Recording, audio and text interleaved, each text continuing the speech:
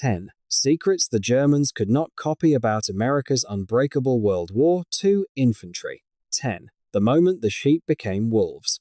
In a Norman hedgerow, a German Feldwebel named Kurt Brandt watched an American platoon lose its lieutenant to a sniper. By every rule he knew, the unit should have frozen.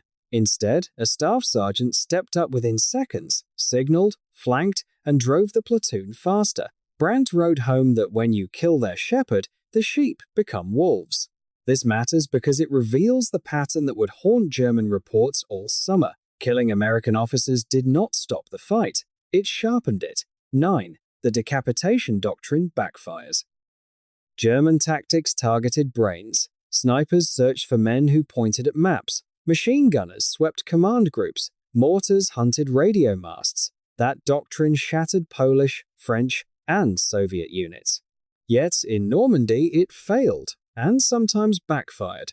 American platoons and companies kept maneuvering after their lieutenants and captains fell. This matters because the core German assumption met a new kind of enemy, one that did not store its thinking in a single head.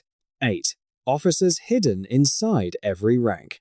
A stunned German report from the division that defended Omaha noted a mystery.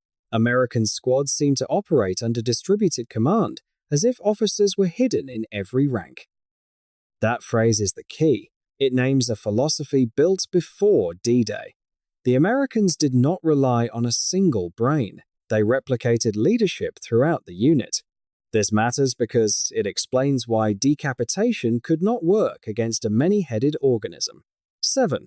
The 90-day pipeline that erased the wall. Officer candidate school took truck drivers, clerks, teachers, and yes, a shoe salesman named Raymond Zussman, and in roughly 90 days turned them into lieutenants. 2 of 3 graduated. Those who failed returned to the line, carrying a new way of thinking. In the Wehrmacht, class and credential built a wall between officers and enlisted. In the American Army, that wall was erased. Knowledge bled sideways.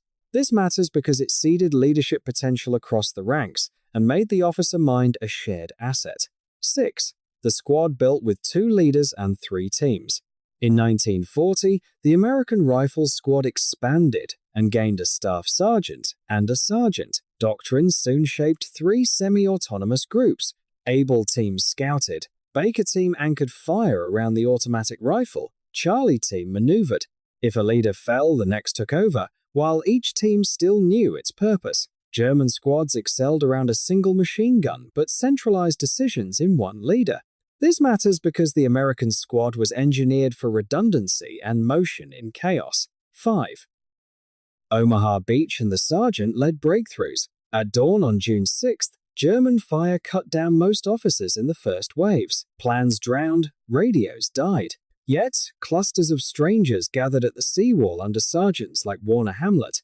They studied the bluff, found a trench, and rolled positions from the rear with no orders from above. By mid-morning, German observers reported small groups appearing behind their guns. This matters because it shows the system performing under maximum stress when the paper chain of command was gone. 4. Hedgerow innovation and lateral learning. The bocage punished every bad idea. American casualties soared until sergeants began testing new ways to cross a single field. One squad leader tried 4 methods in an afternoon and discovered a blend of suppression and grenades that worked. His solution did not wait for a circular. It spread laterally from foxhole to foxhole. German adaptation moved up and down the chain. American adaptation moved sideways at speed. This matters because learning velocity became a weapon. 3. The Bulge and the birth of improvised combat teams. In December 1944, 3 German armies smashed the thin American line. Headquarters fell, regiments vanished. Yet, at crossroads and farmhouses, sergeants stopped the flow of retreat, sorted whoever still had a rifle, and built new teams from strangers. They decided to hold ground without orders and then did it. This matters because it reveals the deepest authority given to NCOs. Not only to lead units, but to create them when none remained. 2. Fort Benning's most dangerous question. Instructors did more than drill formations. They taught with problems that had no single answer.